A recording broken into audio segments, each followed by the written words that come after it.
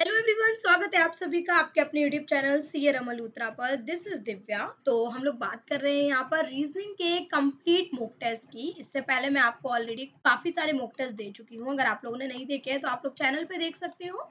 बाकी इसके अलावा अगर आप पीएनबी की यहाँ पे प्रिपरेशन कर रहे हो तो एक कंप्लीट कोर्स है जो कि हमारी वेबसाइट पर लॉन्च हो चुका है, ठीक है, जिसके सारे लिंक डिस्क्रिप्शन में ऑलरेडी अवेलेबल है। अगर आप चाहो तो ये कोर्सेज ले सकते हो और आपको फिर कहीं भी जाने की जरूरत नहीं है। आपको पूरा का पूरा कंप्लीट इस कोर्स के अंदर सिलेबस आपको देखने को मिल जाएगा, ठीक है। तो जब हम बात कर रहे हैं क्वांट की, रीजनिंग की, इंग्लिश की, जो आपका यहाँ पर क्वालिफाई नेचर एग्जाम है, तो बहुत इंपॉर्टेंट बन जाता है। तो रीजनिंग में मैंने यहाँ पर एक कंप्लीट मॉक टेस्ट तैयार किया है 25 क्वेश्चंस का, जिसमें हम लोग बात करें तो ये सारे टॉपिक्स मैंने ऑलरेडी कवर किए हुए हैं। चलिए, ठीक है। तो बिना किसी देरी के स्टार्ट करेंगे। चैनल पे न्यू हो तो चैनल को सब्सक्राइब और वीडियो को लाइक जरूर करना। कोई भी दिक्कत हो तो कमेंट सेक्शन में पूछ लेना, ठीक है। चलिए, तो क्वेश्चन नंबर फर्स्ट आपकी स्क्रीन पर है। गाइस, वीडियो को पॉज कर लो, पहले खुद से सॉल्व करो। अब जो लोग मेरा कोर्स फॉलो कर रहा है वो अच्छे से, काफी अच्छे से रूबरू है सारी क्लासेस से, ठीक है।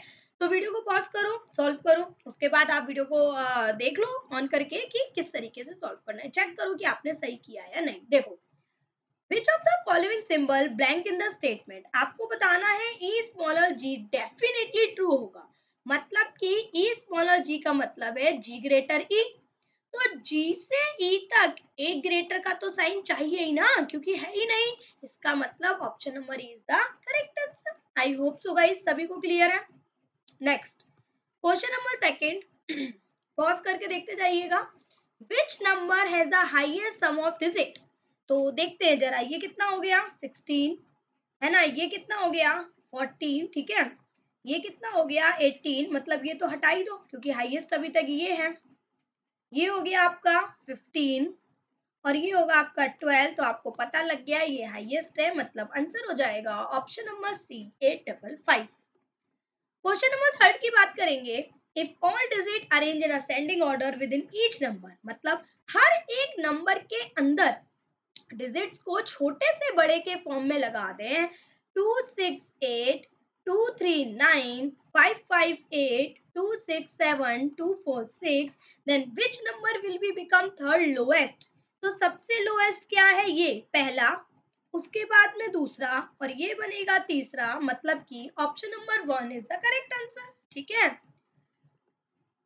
चलिए, अब आपके पास एक डायरेक्शन का क्वेश्चन आएगा जिसमें हमारे 4 5 6, ठीक है, 3 क्वेश्चन है, ठीक है। चलिए, पहले आप सॉल्व करना फिर हम करेंगे। पूरी एक मस्त प्रिपरेशन करवा रही हूँ मैं आप लोगों की, ठीक है। A person leave a house and walk 7 metre toward north, ठीक है। ये आप लोग, ये सब मैं आपको सिखा चुकी हूँ, ठीक है, जिससे कि आपको दिक्कत नहीं हो। एक यहाँ पे पर्सन है जो अपने घर को छोड़ रहा है और 7 मीटर नॉर्थ की तरफ चलता है। C then takes a left turn, अब उसने वहां से एक लेफ्ट टर्न लिया और 5 मीटर गए। After that another left turn, अब एक और लेफ्ट टर्न लिया और 15 गए। तो देखो 7 तो यहाँ तक हो गया, ये बचा कितना 8, तो ये 8 हो जाना पड़ेगा इसको, ठीक है। पॉइंट ए, ये है पॉइंट ए।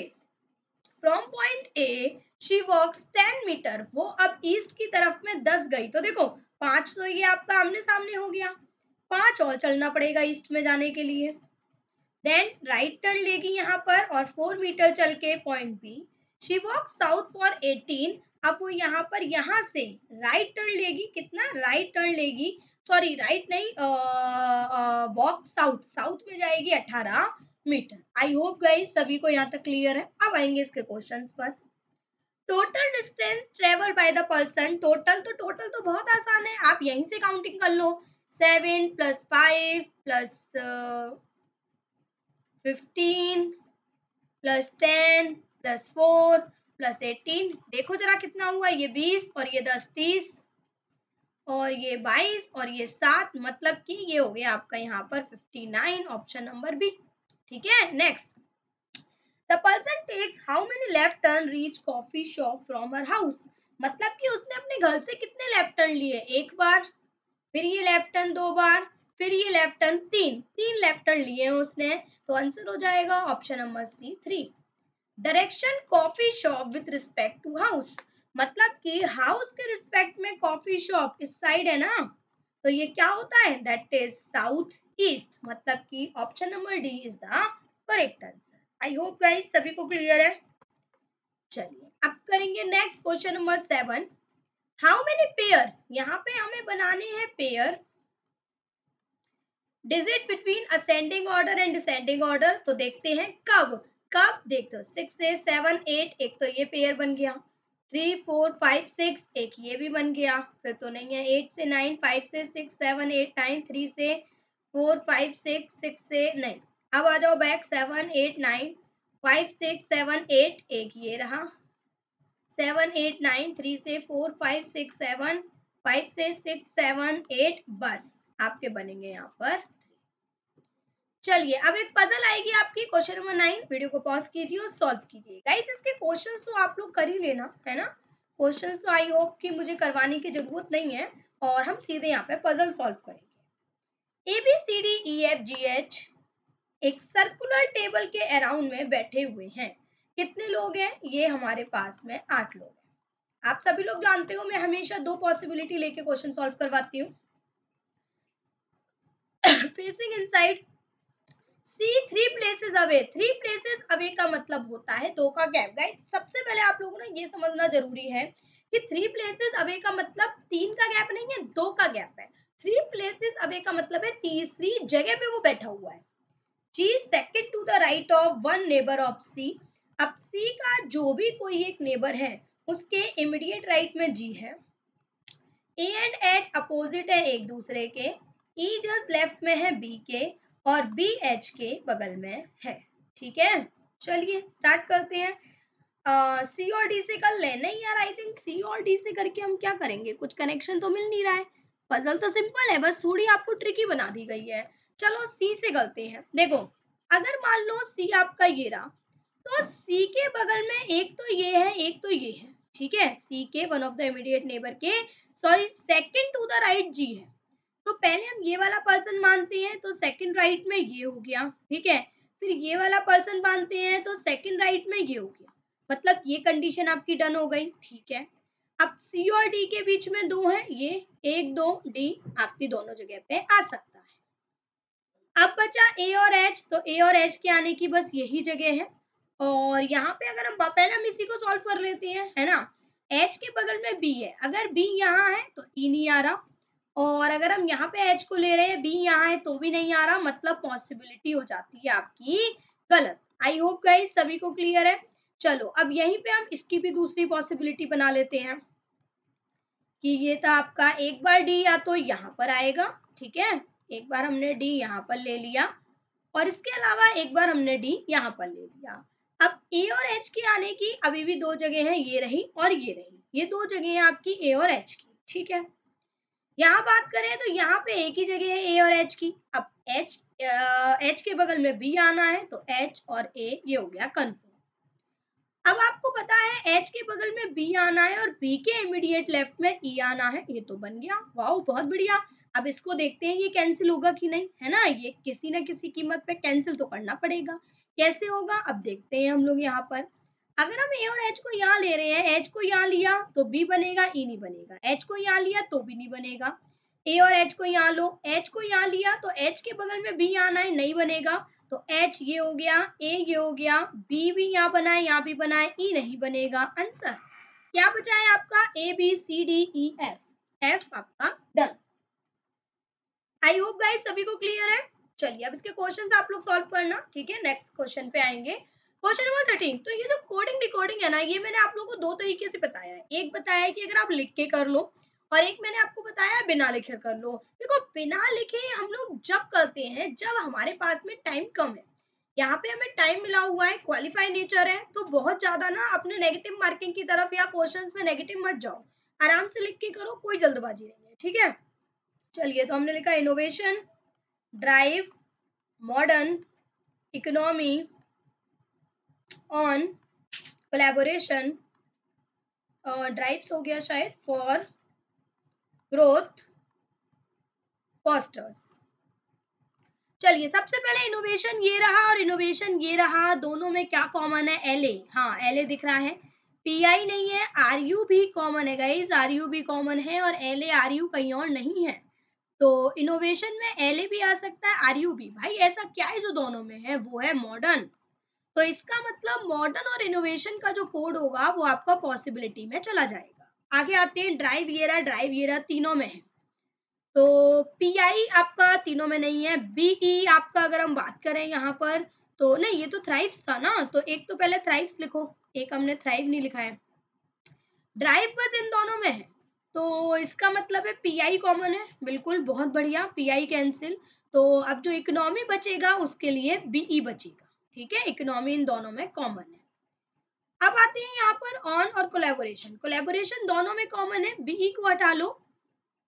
दोनों में अगर हम बात करें यहाँ पर तो हमारा कॉमन दिखाई दे रहा है एक्स वाई, है ना, तो कोलैब का हो गया कंफर्म एक्स वाई, ठीक है। अब हमारे पास बचा एनए और एमयू। तो अगर हम देखें ऑन हमारे पास एक ही जगह है, तो ऑन के दो कोड होंगे, एनए एमयू। और हम बात करें यहाँ पे थ्राइव्स, तो थ्राइव्स के भी दो कोड होंगे, दैट इज एनए और एमयू। आगे बात करते हैं फॉर ग्रोथ की। ग्रोथ इन दोनों में है, केसी कॉमन है। और आगे हमारा बचेगा जे, ऑलमोस्ट सारे डन। और हमारा आयु हो गया, केसी हो गया, एफओ, तो ये हो जाएगा आपका फॉस्टर्स। आई होप गाइस सभी को क्लियर है। चलिए अब क्वेश्चंस करने में बड़ा मजा आने वाला है क्योंकि हमें सब कुछ पता है। देखते हैं हम ग्रोथ का कोड क्या होगा, that is KC, option number C. Next, B का कोड क्या होगा, बीई, तो ये रहा आपका इकोनॉमी। आया, देखा कितनी जल्दी जल्दी टिक हो रहा है। Next question number 15 for modern. तो फॉर का कोड है हमारे पास जे ए, और मॉडर्न के हमारे पास दो कोड है, एल ए और आर यू। तो जे तो होगा होगा एल ए और आर यू। अब आप लोग एक चीज गौर करो, क्वेश्चन में क्या लिखा हुआ है, what may be the code for, ठीक है, मे बी मतलब कि क्वेश्चन खुद आपसे ये बोल रहा है कि ये कोड शायद ही होगा। तो पहले तो जिसमें जे ए नहीं है उन्हें काट दो। अब इसमें आर यू है, इसमें बी, पी तो है ही नहीं ना, इसका मतलब ये सही है, ठीक है। चलिए 16, इसमें करेक्ट बताना है। क्या ड्राइव का कोड पीआई था, बिल्कुल था, ये एकदम सही है ना। एक मिनट गाइस, क्या होगा ये, हाँ, क्या ड्राइव का कोड पीआई था, बिल्कुल सही है। क्या मॉडर्न का कोड केसी था, बिल्कुल नहीं। वैसे तो एक सही मिल गया है तो अब चेक करने की जरूरत नहीं है। इनोवेशन का कंफर्म था नहीं। फॉर का हम बात करें यहाँ पर जे, बस कंफर्म है कि पहला सही है। चलिए अब एक पजल आएगी आपकी, क्वेश्चन नंबर 17। कुछ लास्ट हमारे 8-9 क्वेश्चन बचे हुए हैं। चलो 9 बॉक्सेस है, अब इसके क्वेश्चंस आप लोग सॉल्व कीजिएगा। अगर कोई क्वेश्चन नहीं समझ में आए ना तो कमेंट बॉक्स में डाल दीजिएगा, मैं कमेंट में रिप्लाई कर दूंगी, ठीक है। 18, that is 19, that is 20 and 21, तो 21 क्वेश्चन है आपके ये टोटल, ठीक है। देखो 9 बॉक्सेस हैं, are stack one above the other, एक के ऊपर एक रखे गए हैं, but not necessary in the same order. Okay, clear है। डायग्राम जब तक नहीं बनाएंगे जब तक कुछ मिल नहीं जाता है। See 3 boxes above G and is placed at the top of the stack. Nice, very nice. मिल तो गया आपको जो चाहिए था, ठीक है। तो हमने यहाँ पर टोटल लिख लिया 98765431 एग्जैक्ट। क्वेश्चन बोल रहा है इज हमेशा फर्स्ट पर्सन के लिए यूज होता है। जब कहीं पर एंड आ गया है तो मतलब वो पहले लोग के लिए यूज हो रहा है, दूसरे वाले के लिए हु यूज होता है, ठीक है। तो आपका सी हो गया टॉप पे। 3 बॉक्सेस अबव जी, 2 का गैप लेके ये हो गया आपका जी। सॉरी गाइस, एक मिनट, हमने जी को 7 पे रख लिया। अब देखो बहुत सारे स्टूडेंट कुछ कमेंट करेंगे, लास्ट वाली मैंने देखा था कुछ बच्चे बोल रहे थे यार पहले तो आप लोग बेसिक समझो, ठीक है, कि मैम 2 का गैप होगा या 3 का गैप होगा। भाई समझो इस बात को, 3 बॉक्सेस अबव का मतलब है वो सी तीसरे जगह पर है। ये नहीं बोला गया है कि 2 पर्सन बिटवीन। जब तक बिटवीन वर्ड यूज नहीं हो रहा है या ऐसा कुछ यूज नहीं हो रहा है तो आप 3 नहीं मानोगे, ठीक है। तो इसका मतलब 2 का गैप लेके आपका ये जो लाइंस है ना ये थोड़ी क्लियर नहीं हो पाएंगे, तो इसकी वजह से कंफ्यूजन क्रिएट हो, ठीक है। अब सही है। चलिए as many below H above E, ठीक है। Only 2 between A and H, perfect. 3 between D and F, well and good. B somewhere above F but below I, great. अब हम देखेंगे डी और एफ के बीच 3 है, तो डी और एफ भी आ सकता है, छोड़ो अभी से ए और एच लें। ए और एच में भी बहुत ही पॉसिबिलिटी जा रही है, कुल मिला के पॉसिबिलिटी तो काफी ज्यादा आ ही रही है और हमें पॉसिबिलिटी बनानी पड़ेंगी।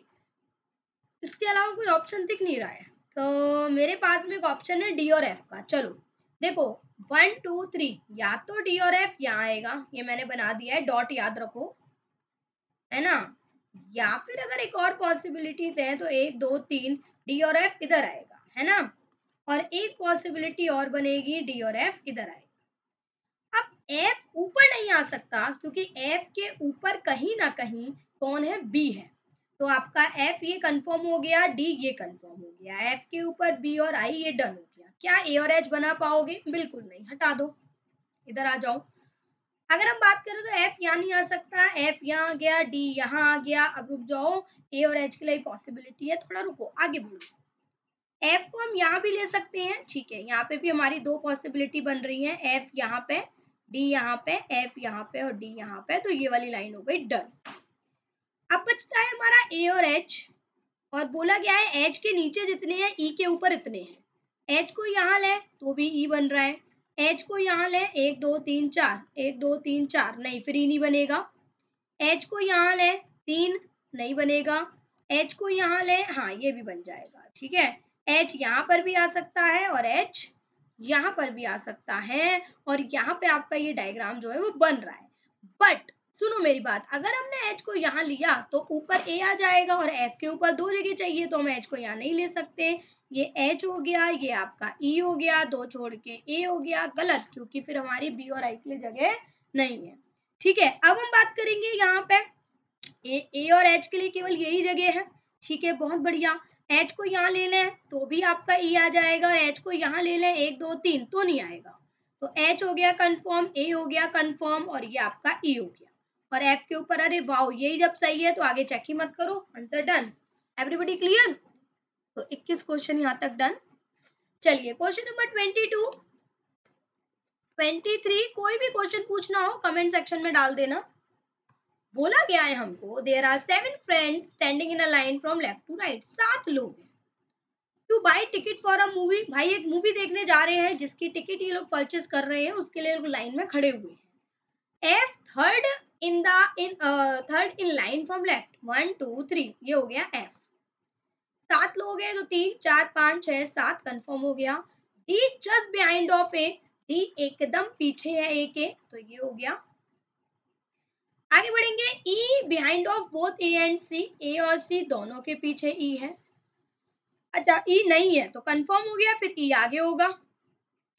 सी समवेयर अहेड ऑफ बी, कहीं ना कहीं बोला जा रहा है यहाँ पर कि सी बी के आगे कहीं खड़ा है, ठीक है। तो बी के आगे कहीं सी खड़ा है, but not ahead of B, लेकिन सी एफ के आगे नहीं है, तो इसका मतलब एफ के पीछे है। तो ये कंफर्म हो गया बी और सी का, ठीक है। आगे बढ़िए, आगे हमको बोला गया है इसके बाद में, B is not standing next to G, B G के बगल में नहीं है, ठीक है, क्लियर है।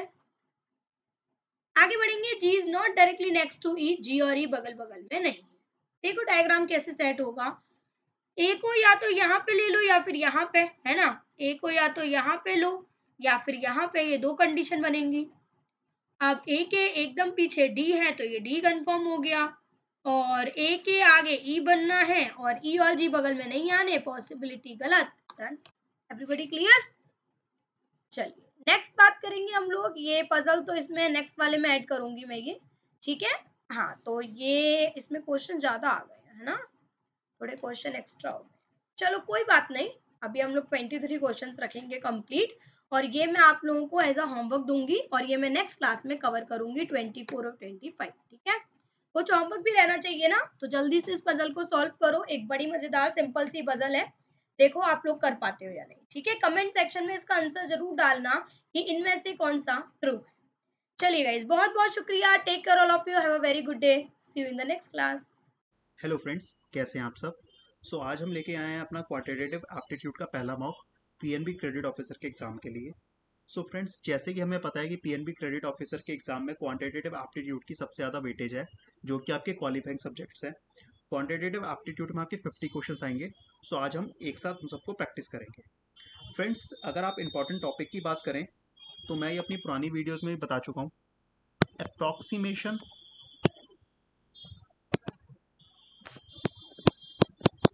Quadratic equation, number series and data interpretation, अगर ये 4 टॉपिक आप कर लेते हैं तो आपके आउट ऑफ 50 30 से 35 क्वेश्चंस आराम से सॉल्व हो जाएंगे, कोई इशू नहीं आएगा, और कोई भी आपकी इतने मार्क्स पे सेक्शनल कट ऑफ नहीं रोक पाएगा।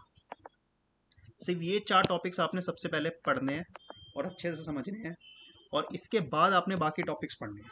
बाकी कौन कौन से टॉपिक्स पढ़ने हैं? वो है आपका profit and loss, compound interest, upstream downstream, simple equation and time and work.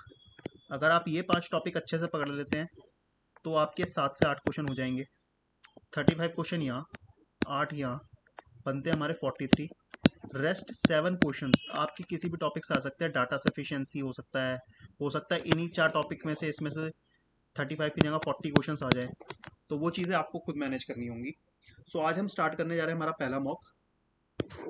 आप मेरे साथ साथ सॉल्व भी कर सकते हैं, क्योंकि हम इस क्लास में थोड़ा स्पीडली काम करेंगे, क्योंकि अब हमें मॉक टेस्ट प्रिपेयर कर रहे हैं, हम मॉक टेस्ट से पढ़ रहे हैं। तो मॉक जैसे हम एग्ज़ाम को अटेम्प्ट करेंगे, हम उसी स्पीड से इस मॉक टेस्ट को भी अटेम्प्ट करेंगे। चलिए अब स्टार्ट करते हैं ज़्यादा टाइम ना वेस्ट करते हुए। सबसे पहला हमारा क्वेश्चन है अप्रॉक्सीमेशन का। 14.98 को मैं लिख सकता हूँ 15 इंटू 24.88% को लिख सकता हूँ 25 अपॉन में 100। 140.02 को लिख सकता हूँ 140। इक्वल्स टू में आ जाएगा एक्स मल्टीप्लाई है ये x multiply by 15। So 25 four ज़ा 270 235। 15 into 35 equals to X into 15। 15 से 15 गया, एक्स की वैल्यू आ गई मेरी 35। पहला क्वेश्चन डन हो गया, आंसर आ जाएगा 35। ठीक है, अब आए दूसरा क्वेश्चन। 1569.99 को मैं लिख सकता हूँ 1570 प्लस 21 को लिख सकता हूँ 2190 माइनस 4/9 ऑफ 198.12 को लिख सकता हूँ 4/9 ऑफ 198 इसको लिख सकता हूँ x डिवाइड बाय 4। तो अब इसको सॉल्व करते हैं, इसको और इसको हम ऐड करेंगे तो ये बन जाएगा 3760 माइनस 9 टू ज़ा 18 9 टू ज़ा 18 2 4 ज़ा 8 2 4 ज़ा 8 88 इसको टू x बाय 4। यहाँ पे मेरा आ जाएगा, अब इसको इनमें से 88 माइनस करेंगे और उसको मल्टीप्लाई बाय 4 करेंगे तो मेरी x की वैल्यू आ जाएगी 14688। ठीक है फ्रेंड्स, आइए नेक्स्ट क्वेश्चन पर। 80% ऑफ 560, 80% ऑफ 560। अब आपको मुझे ना बताना पड़े कि मैं इसको और इसको इग्नोर करके चलूँगा, ठीक है। प्लस 19 बाकी cube root minus cube root of 4913। ठीक है फ्रेंड्स, चलिए अब इसको सॉल्व करते हैं। 8 into 56 plus 19 minus cube root of 4913। ठीक है, 18 इंटू 56 448 प्लस 19 माइनस ये होता है 17 का क्यूब 17 448 प्लस 2 इक्वल्स टू 450। ठीक है फ्रेंड्स, चलिए अब आगे। 44 divide by 4 into 9 divide by 3 plus 3 equals to under root of X. 3 3 जा 3 9 11। ठीक है, मैंने कुछ गलती कर दी क्या? स्क्वायर रूट ऑफ एक्स, एक से रुकिएगा, सॉरी फ्रेंड्स, इसमें मेरे से गलती हो गई थी, एक बार दोबारा करते हैं। ये पहले बॉड मास के रूल से करेंगे आप, ठीक है। दोबारा लिख के करते हैं। 44 divide by 4 into 9 divide by 3 plus 3 equals to under root of X. ये होता है मेरा 11, ये होता है मेरा 3, तो जिसको हम बोलेंगे 33 plus 3 equal to under root of X. तो अंडर रूट ऑफ एक्स आ गया मेरा 36 और एक्स आ जाएगा मेरा 36 का स्क्वायर। ठीक है, 1296। चलिए अब आगे। ये हो गया under root 40% of 375 plus 75% of 60। ठीक है, इसको हम सॉल्व करते हैं। 5 टू ज़ा 5 से 7 35 5 से 25 2 टू ज़ा 150 प्लस 45 अंडर रूट 195 जो कि हो जाएगा मेरा अंडर रूट 196 के इक्वल, जो कि मेरा आएगा 14 के इक्वल। ठीक है फ्रेंड्स, चलिए अब आगे। अंडर रूट, ब्रैकेट में under root 99 plus 104 into 5 equals to X divide by 9। ठीक है, सो हम इसको पहले मल्टीप्लाई करेंगे। 5 4 22, 520 plus 99 equals to X divide by 9। ठीक है, तो 520 प्लस 99 को मैं लिख सकता हूँ 620 अंडर रूट में, और ये भी अंडर रूट में अभी इक्वल्स टू, इसको मैं राउंड ऑफ कर रहा हूँ 625 से, क्योंकि 525 का अंडर रूट हो जाएगा सीधा सीधा। ठीक है फ्रेंड्स, तो जब इस अंडर रूट को हम खोलेंगे तो यहाँ मेरा आ जाएगा 25। अब इस अंडर रूट को खोल के मेरा आ जाएगा 5 इंटू 9 इक्वल्स टू एक्स। ये 9 ये वाला है जो एक्स के नीचे था, उसको मैं यहाँ लेके गया हूँ। सो एक्स की वैल्यू कितनी आ जाएगी 45। चलिए फ्रेंड्स अब आगे 35.99 को लिख सकते हैं 36 इंटू 4.98 को लिख सकते हैं 5 माइनस 1200 डिवाइड बाय 8। ठीक है, 4 2 ज़ा 4 3 ज़ा 2 1 ज़ा 2 5 ज़ा 10 150 30 180 माइनस 150 एक्स इक्वल टू 30। चलिए अब आगे X square plus 60% of 240 equals to 55% of 320 plus 4। चलिए अब इसको फटाफट सॉल्व करते हैं। X square plus 60 by 100 of 240 equals to 55 by 100 of 320 plus 4। ठीक है, सो एक्स स्क्वायर मेरा आ जाएगा, ये कटेगा 24 इंटू 6 इक्वल्स टू 5 2 ज़ा 5 11 ज़ा 2 1 ज़ा 16 इंटू 11 प्लस 4। ठीक है, ये ऐड है। So x plus 144 equals to ये आ जाएगा 160 प्लस 16 प्लस 4 180 माइनस 144 माइनस है। सो मेरा एक्स आ जाएगा, एक्स स्क्वायर आ जाएगा 36 के इक्वल और एक्स आ जाएगा 6 के इक्वल। चलिए अब आगे इसको मैं लिख रहा हूँ 525, इसको लिख रहा हूँ 125, डिवाइड बाय कर रहा हूँ 10। 525 plus 125 divide by 10 equals to X, तो एक्स मेरा आ गया 65। चलिए अब आगे अंडर रूट 144 को मैं लिख सकता हूँ 12 into 15% of 120 equals to X minus 55 into 3। इसको कटेंगे 5 3 ज़ा 5 2 ज़ा सॉरी 2 6 ज़ा 18 12 into 18 equals to X minus 165। तो 12 into 18 plus 165 equals to X. So X की वैल्यू मेरी आ जाएगी 381। ठीक है फ्रेंड्स, ये होगा हमारे अप्रॉक्सीमेशन के 10 क्वेश्चन। अब हम चलते हैं डाटा इंटरप्रिटेशन पे, और इसके भी क्वेश्चन हम फटाफट अटेम्प्ट करेंगे। The bar chart shows the number of books in thousands in 6 different cities A B C D E F in 2 different years। ये हमारा बार चार्ट है।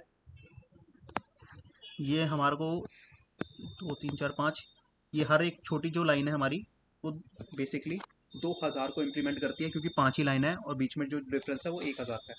200 को माफ कीजिएगा 200 को बताती है। ठीक है, find the ratio of the books of A and C sold together in 2017 to the books of E and F sold together in 2018। ए और सी ने सोल्ड टुगेदर कितनी करी है 2017 में? ए ने करी है हमारी 7200। ठीक है, सी ने करी है हमारी 4800। तो इनका टोटल क्या हो गया 12,000।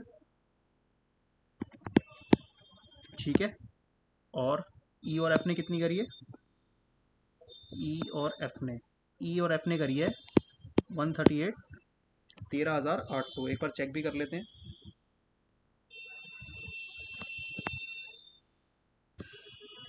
ई ने करी है 2018 में 8200 और एफ ने करी है 5600। 138 13,800, 2 0 से 2 0 गई, 120 अपॉन में 138, जो कि मेरी आ गई 20/23 के इक्वल। ठीक है फ्रेंड्स, और नेक्स्ट क्वेश्चन पे चलते हैं। Average number of books sold by A, D, B and D in 2017, how much more और less than the average number of C और E in 2018। A B D का 2017 में एवरेज आता है 7200, 72,000 प्लस 50,000 प्लस 6400, जिसको एवरेज के लिए हम 3 से डिवाइड करेंगे, जो कि हमारा आ जाएगा 6200, 62,000। एक बार चेक भी कर लेते हैं।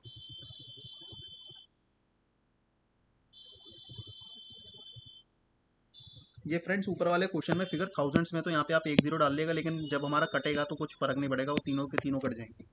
ठीक है, बट ए का देखते हैं। A B D 2017, A B D 2017 में चेक करना है। ए का 2017 में वही था मेरा 72,000 लगा लीजिए, बी का 5,000 बी का 50,000 लगा लीजिए, और सी का ए बी टी डी का है मेरा 64,000 लगा लीजिए। तो हम इसका टोटल कर लेंगे, 6 7 8 12 13 14 15 16 18, 18,600। उसको हम एवरेज करके 3 से डिवाइड करेंगे, 62,000 आ जाएगा। ऐसे ही सी और ई का हम जब हम 2018 का एवरेज निकालेंगे तो हमारा आ जाएगा 76,000। सो इन दोनों के भी डिफरेंस कितना आएगा, 14,000। ठीक है फ्रेंड्स, अब निकालना है ए सी एफ का 2017 में हमारा टोटल निकालना है। वही अपनी फिगर से एक जगह पे लिख लेंगे और उसका टोटल करेंगे, हमारा आंसर आ जाएगा।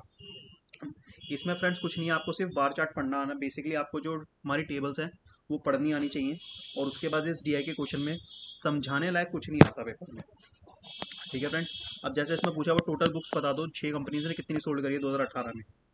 बहुत सही रहेगा, एक बार आप एक टेबल बनाएंगे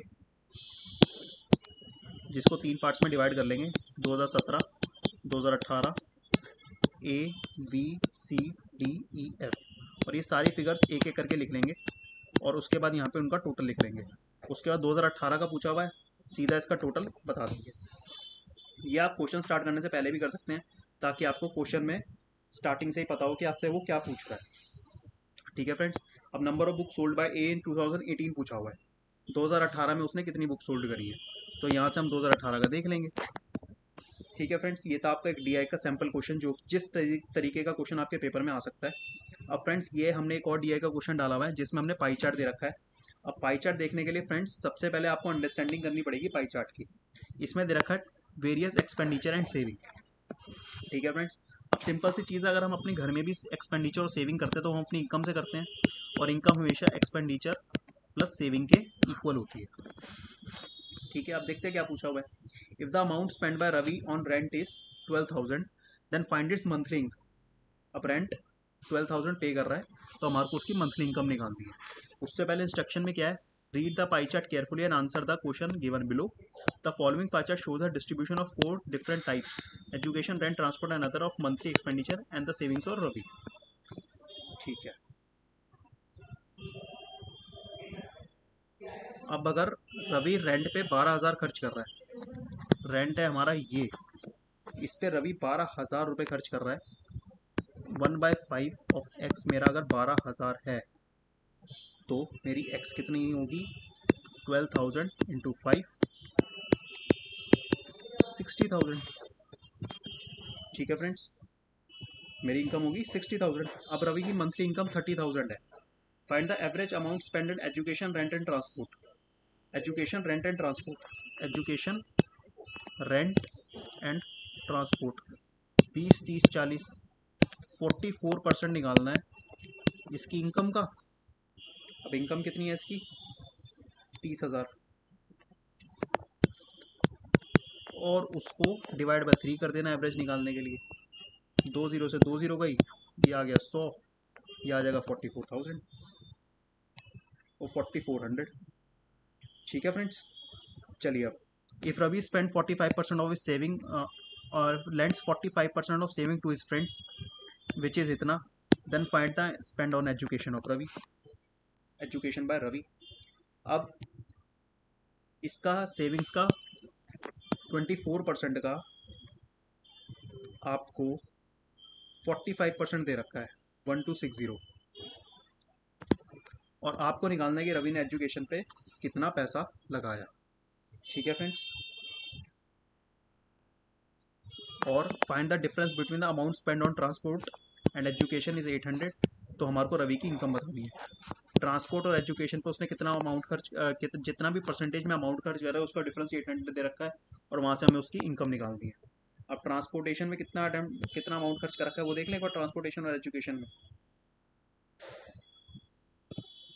ट्रांसपोर्ट में रवि ने कर रखा है 14% और एजुकेशन में कर रखा है 12%। सो 14% of x and 12% of x का डिफरेंस हमारे को दे रखा है 800। अब हमें सिर्फ एक्स निकालना है, ये आप कर सकते हैं। जीरोस पे ज़्यादा माइंड मत कीजिएगा क्योंकि इनकम थाउजेंड्स और लैक्स में दे रखी होती है, बट आपकी फाइनल ये वाली फिगर मिलनी चाहिए। जीरोस आप उसको उसके बाद ऐड कर सकते हैं। ठीक है, चलिए फ्रेंड्स अब आगे। अब बेसिकली हमने अपने कुछ क्वेश्चंस क्वाड्रेटिक इक्वेशन के रखे हैं जो कि थर्ड मोस्ट इंपॉर्टेंट टॉपिक है। सो क्वाड्रेटिक इक्वेशन को सॉल्व करने का तरीका सबसे पहले आप डी मेथड और स्प्लिटिंग से कर सकते हैं, बट हम डी मेथड यूज़ नहीं करेंगे क्योंकि वो हर जगह एप्लीकेबल नहीं होता। स्प्लिटिंग आपकी हर जगह एप्लीकेबल रहती है। सो हम फटाफट अपने क्वेश्चंस को प्रैक्टिस करते हैं। X square plus 5x minus 176 equals to 0। अब 176 की स्प्लिटिंग करेंगे, X square plus 16x minus 11x minus 176 equals to 0। तो x आ गया x plus 16 minus 11 x plus 16, तो x की वैल्यू आ गई माइनस 16 और 11। ऐसे ही हम y की स्प्लिटिंग करेंगे, Y square minus 9y minus 162 equals to 0। अब 162 की स्प्लिटिंग हो गई, Y square minus 18y plus 9y minus 162 equals to 0। तो y आ गया y minus 18 plus 9 y minus 18, तो y की वैल्यू आ गई माइनस 9 एंड 18। सो अब हमारे को ये बताना है माइनस 9 और 18 और माइनस 16 और 11 में से कौन सा बड़ा है। तो सिंपल सी चीज़ है, दो अलग अलग टर्म जगह माइनस आ रहा है। माइनस 9 हमेशा उसके पॉजिटिव नंबर से छोटा होगा और 18 हमेशा उसके नेगेटिव नंबर से बड़ा होगा, तो इसमें नो रिलेशनशिप एस्टेब्लिश्ड। ठीक है फ्रेंड्स, अब आगे चलते हैं। X square plus 6x plus 9। So friends एक चीज़ है कि आप ये देख सकते हैं कि इन दोनों के रूट माइनस में आएंगे। अब बस ये देखना है कि माइनस में जो जितना बड़ा नंबर लिखा होगा वो उतना ही छोटा होगा। सो उस हिसाब से हम इसकी स्प्लिटिंग करेंगे। X square plus 3x plus 9 equals to 0। तो एक्स स्क्वायर एक्स कॉमन आ जाएगा, एक्स प्लस थ्री कॉमन आ जाएगा, एक्स प्लस 3, तो एक्स के रूट आ गए माइनस 3। ठीक है, अब ऐसे ही 2y square plus 13y plus 21 equals to 0। So 2y square plus 6y plus 7y plus 21 equals to 0। तो 2y कॉमन आ जाएगा, y प्लस 3 प्लस 7 कॉमन आ जाएगा, y plus 3। So 2y plus 7 y plus 3 minus 7 by 2 minus 3। So minus 3 और minus 3 तो same हो गया। Minus 7 by 2 को मैं लिख सकता हूँ माइनस 3.5। अब ये हमेशा माइनस 3 से बड़ा रहेगा, छोटा रहेगा क्योंकि माइनस में बड़ा नंबर है। So X is greater than equals to Y. ठीक है फ्रेंड्स, आइए अब नेक्स्ट क्वेश्चन पर। 3x square minus 13x plus 10 equals to 0। So 3x square minus 13x plus 10 है, तो माइनस 13x को लिख सकता हूँ minus 3x minus 10x plus 10 equals to 0। तो 3x x minus 1 minus 10 x minus 1। So 3x minus 10 x minus 1, तो ये आ जाएगा 1 और 10/3। 10/3 को हम लिख सकते हैं 3.33। ऐसे जब हम y की स्प्लिटिंग करेंगे तो हमारी स्प्लिटिंग टर्म्स बनेंगी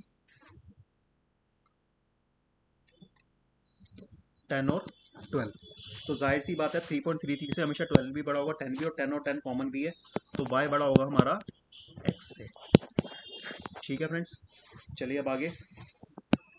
3x square minus 7x plus 4 equals to 0।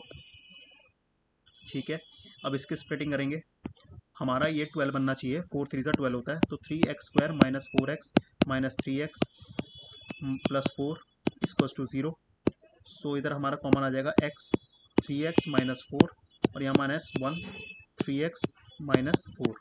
तो 1, एक हमारा रूट बनेगा 1 और एक बनेगा 4/3। ये हमारे x के रूट्स हैं, ठीक है। और अब हम निकालेंगे y के रूट्स, जो कि हमारे इसी स्प्लिटिंग वाले मेथड से हमारे आ जाएंगे।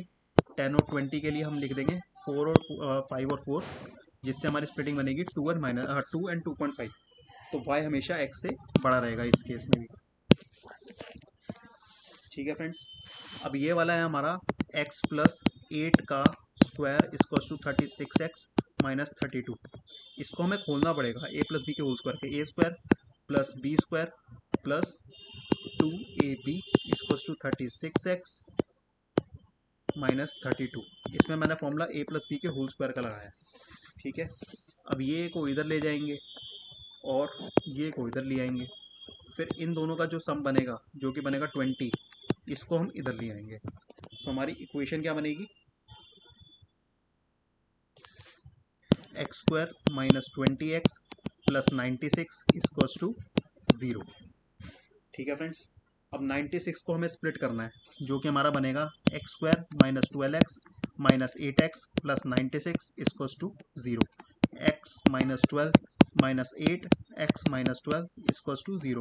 तो 8 और 12 हमारा एक्स के टर्म में आंसर आ गया। और y की टर्म में आंसर क्या आएगा, ऐसे है जब हम इसकी स्प्लिटिंग खोल लेंगे तो हमारे पास ये टर्म बनेगी। फॉर्मूला इसमें a प्लस बी के होल स्क्वायर का लगेगा, ठीक है। तो इसमें हमारे आंसर्स क्या बन रहे हैं, y की टर्म्स आ रही है 15 और 15, जो कि y हमेशा x से बड़ा होगा, ठीक है फ्रेंड्स। अब आइए 26 क्वेश्चन पर। एक बार आप खुद अटेम्प्ट कीजिए, फिर मैं भी कराऊंगा इसको। और ये क्वेश्चन एक अच्छा क्वेश्चन है, सो आप एक बार खुद भी अटेम्प्ट करना, फिर मैं आपको साथ बाय साइड करा के चलता हूँ। बट एक बार आप खुद अटेम्प्ट करो पहले इसको। चलिए मैं आपको बताता हूँ इसका आंसर कैसे होगा। X square minus 4x minus 21 equals to 0। 21 को लिख देंगे X square minus 7x minus 7 3 21 plus 3x minus 21 equals to 0।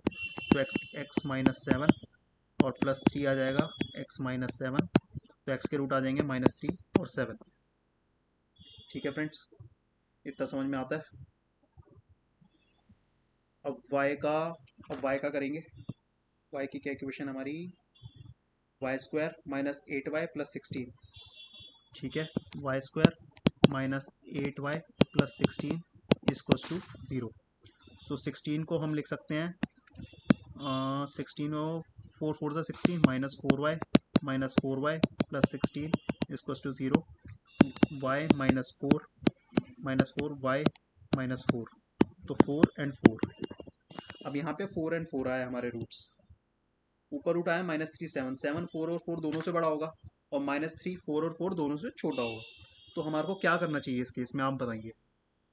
Simple सी चीज़ है, हम स्प्लिटिंग नहीं कर पाएंगे इस केस में। हमारा जो आंसर आएगा वो कैन नॉट बी डिटरमाइन ही आएगा, ठीक है फ्रेंड्स। चले अब आगे, चलिए फिर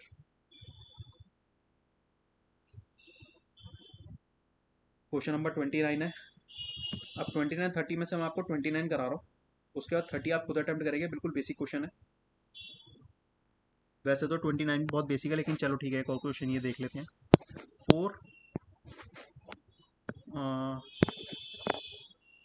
4x square minus 17x plus 18 equals to 0। So हम इसको 18 और 4 इसकी स्प्लिटिंग करनी है, तो 4x square minus 8x minus 9x plus 18 equals to 0। So 4x common लेंगे, x माइनस 2 माइनस 9 कॉमन लेंगे, x minus 2 equals to 0। So 4x minus 9 x minus 2 equals to 0, 9/4 और 2। ये हमारी हो गई x की टर्म की स्प्लिटिंग। अब हम करेंगे y की टर्म्स की splitting. 3y square minus 29y plus 56 equals to 0। So 3y square minus 21y minus 8y plus 56 equals to 0। So यहाँ हमारा आ जाएगा 3 कॉमन, y भी कॉमन आएगा, y माइनस 7, फिर यहाँ -8 कॉमन आएगा, y माइनस 7। सो यहाँ आ जाएगा 8/3 और एक जगह आ जाएगा 7, ठीक है friends. So y is greater then x। अब एक बार क्वेश्चन 30 आप खुद अटेम्प्ट कीजिए, मैं पॉज पे हूँ, उसके बाद एक बार साथ साथ करते हैं। माइट भी आपको दिक्कत आनी नहीं चाहिए, सिर्फ सिंपल स्प्लिटिंग है इसमें भी। एक बार आप खुद अटेम्प्ट करो, मैं आपको 2 मिनट देता हूँ, फिर उसके बाद हम साथ कोशिश करेंगे कैसे करना है इसको।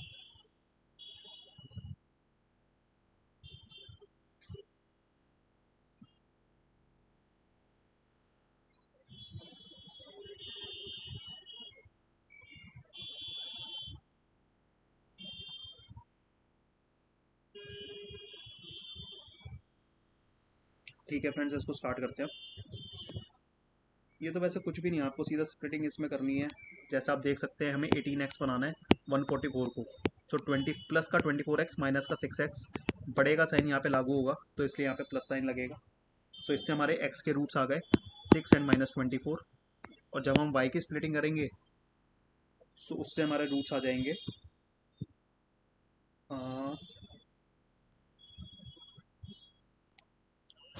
-2 एंड -4.33। अब -2 इससे बड़ा है, ये भी इससे बड़ा है, बट ये दोनों इससे छोटे हैं, तो कैन नॉट बी डिटरमाइन। ठीक है फ्रेंड्स, अब हम स्टार्ट करने जा रहे हैं हमारी wrong number series. Friends wrong number series में ना बेसिकली आपको खूब बहुत ज़्यादा प्रैक्टिस करनी पड़ेगी। इसका कोई फिक्स पैटर्न नहीं है, ये आएगा ही आएगा, बट इसमें कुछ पैटर्न्स जैसे कि डिफरेंस ऑफ डिफरेंस और square root, cube root, plus minus, ये देखे जाते हैं। बट इसमें कुछ कॉमन नहीं है कि मैं आपको जो ये 8-10 क्वेश्चन करा रहा हूँ इसी पैटर्न पे इसमें पेपर में आएगा। ठीक है फ्रेंड्स, जैसे कि हमारा क्वेश्चन स्टार्ट होता है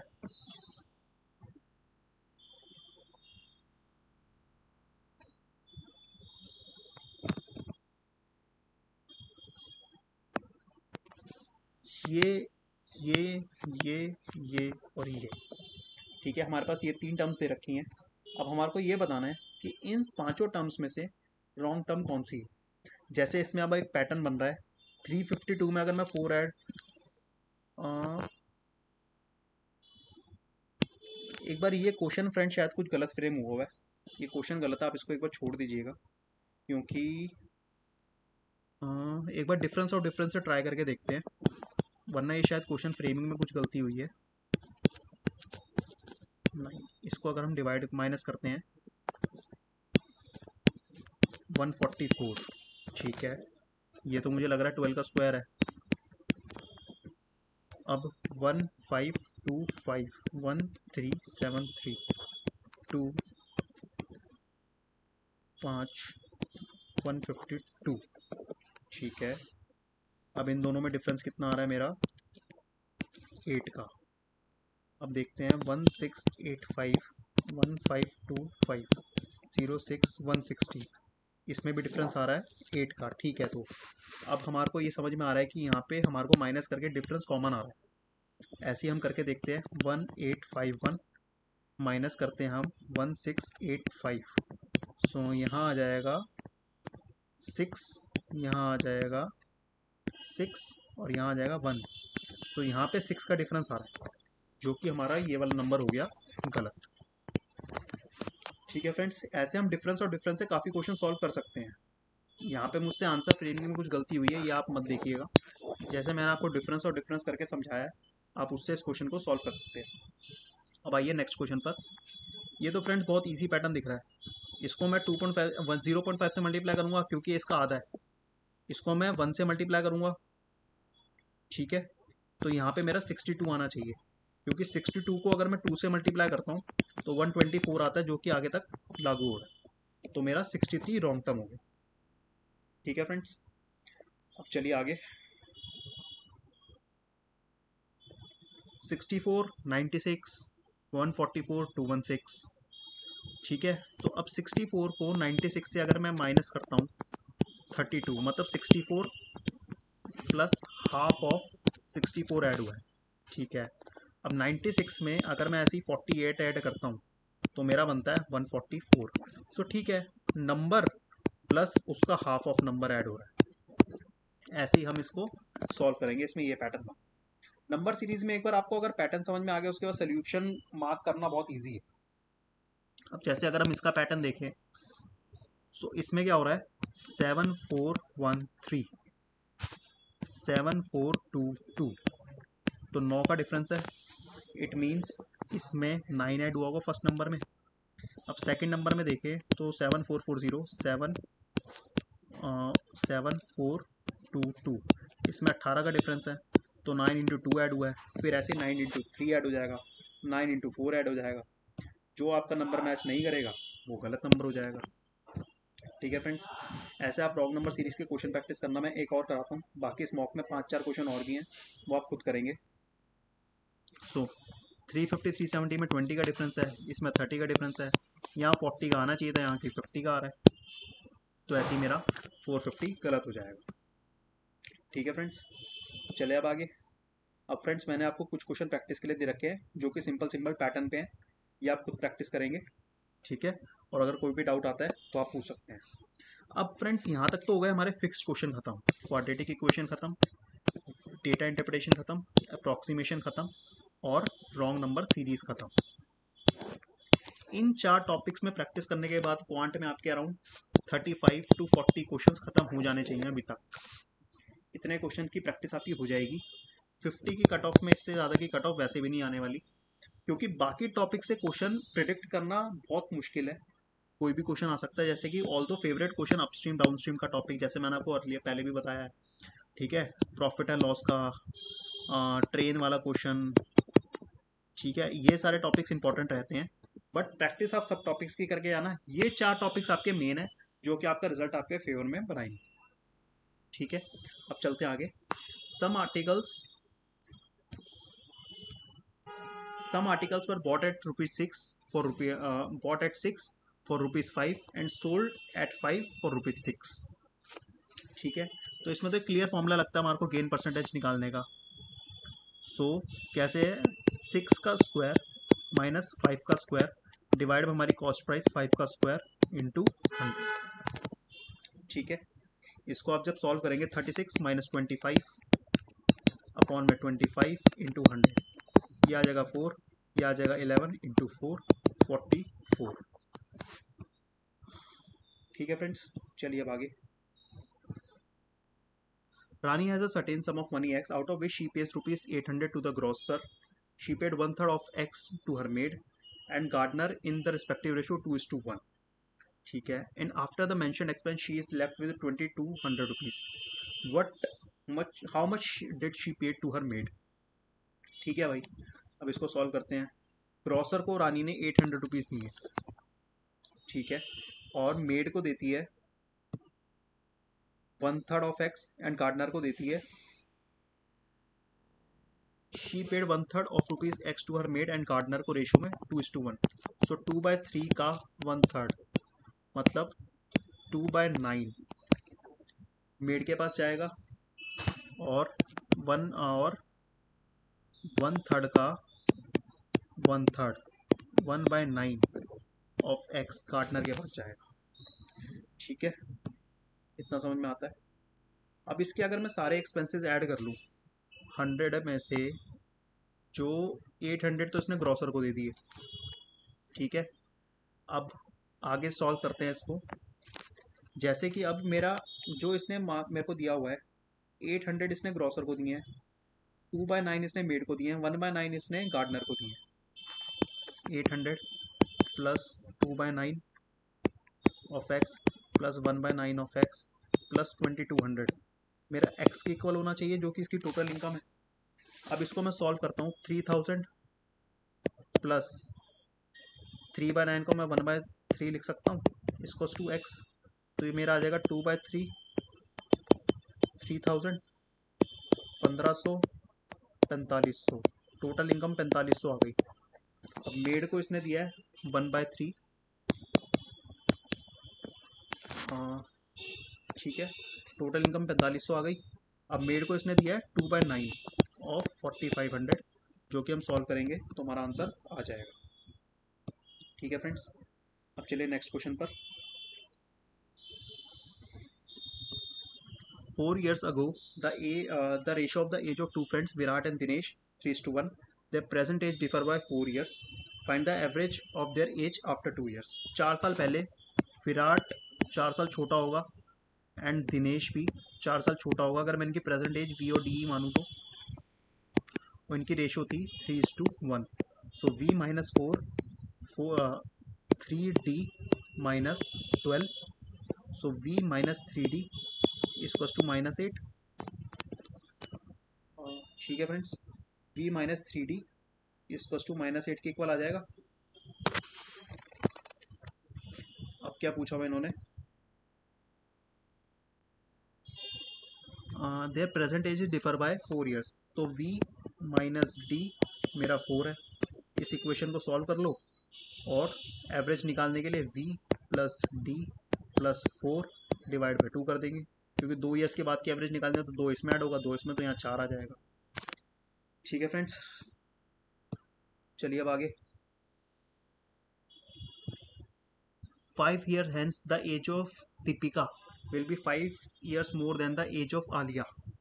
The ratio of the present age of Deepika to Alia is 7:6. What will be the age of Deepika and Alia after 6 years? तो दीपिका की एज 7x हो गई एंड आलिया की हो गई 6x। तो 5 years hence 7x plus 5 equals to 6x plus 5 और 5 years more than the age of Alia. तो इसमें अगर मैं 5 और ऐड कर दूंगा तो ये दोनों इक्वेशन इक्वल हो जाएंगे। ठीक है, तो 7x इक्वल हो जाएगा मेरा 6x प्लस 5 के। अब what will be the age of Deepika and Alia after 6 years. तो 6 ईयर्स के लिए फिर से मुझे दीपिका की एज में 6 ऐड करने पड़ेगा और इसकी वैल्यू मेरे को पता है 6x plus 5 plus 6 plus 6x plus 5। ठीक है, आप इस इक्वेशन को सॉल्व कर लेंगे और हमारा आंसर आ जाएगा। ठीक है फ्रेंड्स, चलिए अब आगे। एक और हमारा अप्रोक्सीमेशन का क्वेश्चन है 37.95% पूछा हुआ है, तो मैं इसको 38% लेट करके चल सकता हूँ ऑफ 1200 माइनस 5.78% को मैं 6% लेट करके चल सकता हूँ। 38 इंटू 12 माइनस 6 इंटू 18। ठीक है, अब हम इसको सॉल्व कर लेंगे। 38 into 12 minus 6 into 18, 380 plus 38 plus 38 minus 6। ठीक है, अब जब हम इसको सॉल्व करेंगे तो हमारा आंसर आ जाएगा 348। ठीक है फ्रेंड्स, अभी हमने 46 क्वेश्चन का असाइनमेंट बनाया है, होपफुली आपको समझ में आया होगा। आपको इसी पैटर्न पे पेपर में देखने को मिलेंगे क्वेश्चंस, तो घबराना नहीं है। जो मैंने आपको 4 टॉपिक बताए सबसे पहले उन्हें प्रिपेयर करो, अपनी सेक्शनल कट ऑफ निकालो। इस पेपर के मार्क्स कभी भी आपके एग्जाम के मेरिट लिस्ट में ऐड नहीं होंगे, तो सिर्फ सेक्शनल निकालने के लिए इसमें काम करो। बाकी जो प्रोफेशनल नॉलेज का एग्जाम है उसमें मेहनत करो और उसमें मेरिट बनाओ। ठीक है फ्रेंड्स, चलिए अब नेक्स्ट क्लास में आपसे मिलेंगे। Tata, bye bye. Hello everyone, welcome to this video and welcome to CA Raman Luthra classes. In this particular video, we are going to talk about model paper of PNB SO Credit Officer. तो आप सभी जानते हैं PNB SO Credit Officer का exam already announced है। सो in this particular video हम उसके model paper के बारे में बात करेंगे इंग्लिश के। ठीक है, तो हम बात करेंगे इंग्लिश के मॉडल पेपर में, इंग्लिश में आपके किस तरीके के क्वेश्चंस पूछे जा सकते हैं और क्या कुछ पूछा जा सकता है, इस बारे में हम बात करेंगे। ठीक है, आप सभी को पता है इंग्लिश में आपके 25 क्वेश्चंस पूछे जाने वाले हैं। ठीक है, तो वो 25 क्वेश्चंस किस चैप्टर से हो सकते हैं, क्या कुछ पूछा जा सकता है, what will be the pattern, उस तरीके के क्वेश्चंस हम आज के इस वीडियो में देखने वाले हैं। अगर आप इस तरीके के मॉडल पेपर्स को सॉल्व करोगे, that will be very beneficial for you, and as we have discussed that you need to clear the minimum cut off so that your other papers are evaluated। तो इसलिए आप ये video आपके लिए बहुत important हो जाता है कि आप अच्छे से इन क्वेश्चंस को देख लें और समझ लें कि किस तरीके के क्वेश्चंस आपके एग्जाम में पूछे जाने वाले हैं। जो पहला आपका क्वेश्चन बनता है वो बनता है आपका पहला दूसरा कुछ भी हो सकता है, ऑर्डर हम नहीं कह सकते, बट एक टाइप जो बनता है वो बनता है आपका रीडिंग कॉम्प्रिहेंशन का। तो आप लोग ध्यान से एक बार ये पैराग्राफ पढ़ लीजिए, क्योंकि इस पैराग्राफ पे बेस्ड आपके क्वेश्चंस पूछे जाने वाले हैं और वहां से एग्जाम में सवाल बनने वाला है। तो एक बार इस पैराग्राफ को अच्छे से पढ़ लीजिए, वीडियो को आप यहीं पर पॉज कर लीजिए और फिर आप इस पैराग्राफ को अच्छे से पढ़ लीजिए सो दैट आप क्वेश्चंस को अटेम्प्ट कर पाए। ठीक है, आप वीडियो को पॉज करके पढ़ेंगे, that will be more better, क्योंकि अगर हम अपना समय यहाँ पे सिर्फ पढ़ने में देंगे तो 5 मिनट वीडियो की लेंथ अननेसेसरी बढ़ जाएगी, which will be not useful for you. तो इट्स बेटर कि आप वीडियो को पॉज कर लीजिए और फिर एक बार इसे पढ़ लीजिए।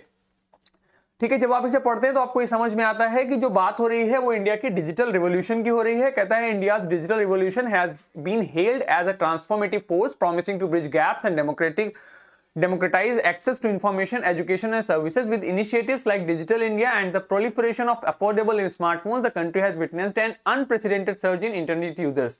ठीक है, however, beneath this veneer of progress lies a stark reality. The digital divide in India is not just persistent but is deepening in some respects. While urban centers are bustling with high-speed internet and cutting-edge technologies, rural areas continue to grapple with inadequate infrastructure, poor connectivity and low digital literacy.